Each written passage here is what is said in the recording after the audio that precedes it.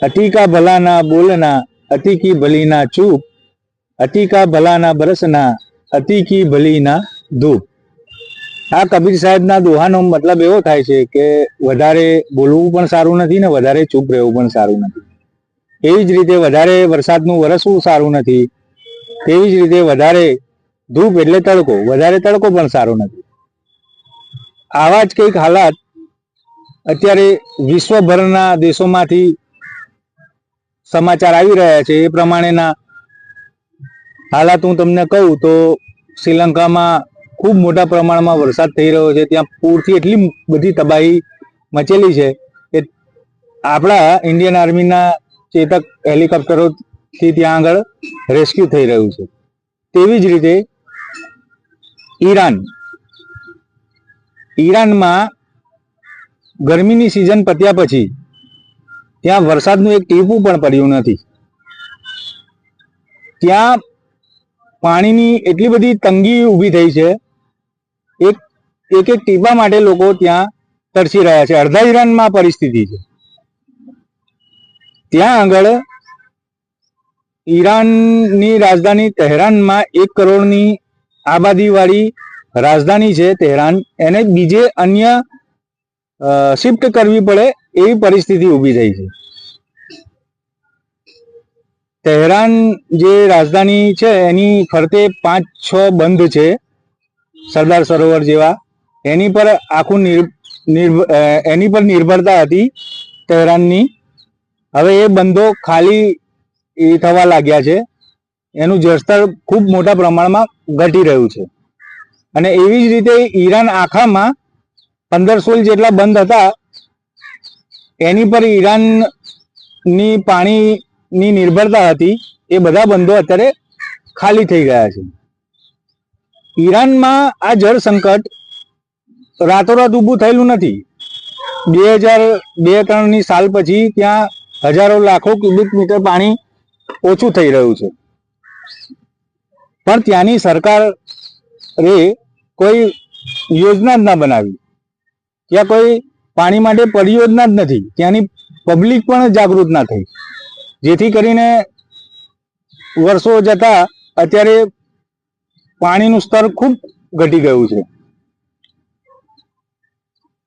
હવે સવાલ એ છે કે આટલી મોટી આફત માથે હોવા છતાં પણ ત્યાં ઈરાનની સરકારે કોઈ યોજના જ નથી બનાવી. અને હમણાં રાષ્ટ્રપતિનું એક નિવેદન હતું ત્યાંના ઈરાનના કે ભાઈ આવીને આવી પરિસ્થિતિ રહેશે દુષ્કાળની તો 22 નવેમ્બર પછી પાણીનું રેશનિંગ કરવી પડે એવી પરિસ્થિતિ ઊભી થઈ છે. ભાઈ રેશનિંગ એટલે આપણે સસ્તાનાની દુકાનમાં જે વસ્તુ લેવા જઈએ છે એમાં 5-10 કિલો 15 કિલો જોખીને આપે એ રીતના પાણી લેવું પડે એવી પરિસ્થિતિ ઊભી થઈ છે. પણ આ પરિસ્થિતિ ઊભી થાય છે કેમ? આપણા જેવું ભારત જેવું ગુજરાત જેવું આયોજન એ લોકો નતા કરી શકતા? આપણે નર્મદાનું પાણી, સરદાર સરોવર ને નર્મદાનું ને પાણી આપણે કચ્છમાં પહોંચાડ્યું. આપણે નર્મદાનું પાણી સરદાર સરોવરથી લઈ અને સૌરાષ્ટ્રમાં પહોંચાડ્યું. આપણી પાસે કેચ ધ રેન જેવા ખૂબ જ શક્તિશાળી પ્રોજેક્ટ છે. આપણી પાસે જળ સંચય અભિયાન છે જે ખૂબ મોટા પ્રમાણમાં આખા ભારતમાં લોકોએ સ્વીકારેલું છે. NGO, ટ્રસ્ટ, ઘણા બધા લોકો આપણે જળ સંચયની કામગીરીમાં લાગેલા છે.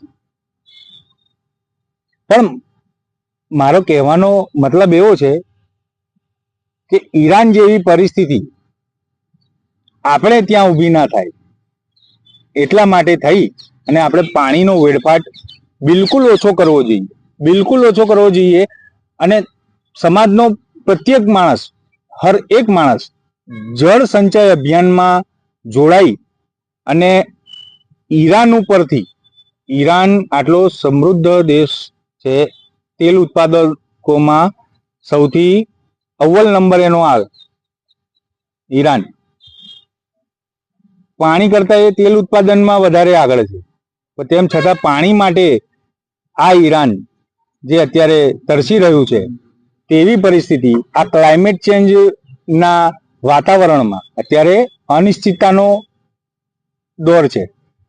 તમે એવું સમજો કે ઉનાળુ પત્યા પછી સીધું ચોમાસું આવશે ને આપણે ત્યાં વરસાદ આવશે, એવી આ અનિશ્ચિતતા વાળા દોરમાં ગણતરી રાખવી ખોટી પણ પડી શકે છે. અત્યારે ડિસેમ્બર મહિનો ચાલે છે.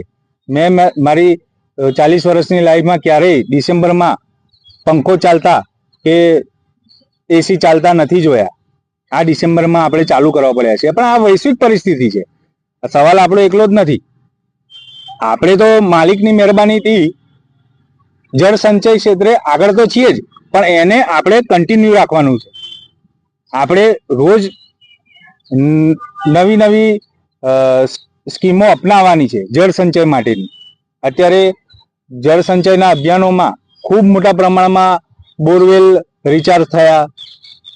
છેલ્લા 2-3 વર્ષથી તો લોકોએ જન આંદોલનના સ્વરૂપમાં એને સ્વીકારેલું છે.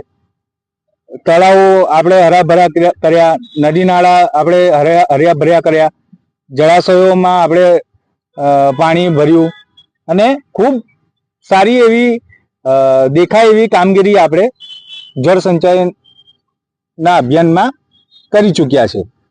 પણ મારો કહેવાનો મતલબ એવો છે કે આપણે આ અભિયાનોમાં નૈતિક ફરજ નિભાવીને પાણીનો ઓછામાં ઓછો વેડફાટ થાય અને પાણીનો વધુમાં વધુ સંગ્રહ થાય અને ઈરાન જેવી નોબત માલિક ક્યારે આપણને ના બતાવે એવી નેમ સાથે હું આપને એક અપીલ કરું છું. સમાજનો દરેક માણસ આ જળ સંચયના અભિયાનને બનાવેલું રાખે.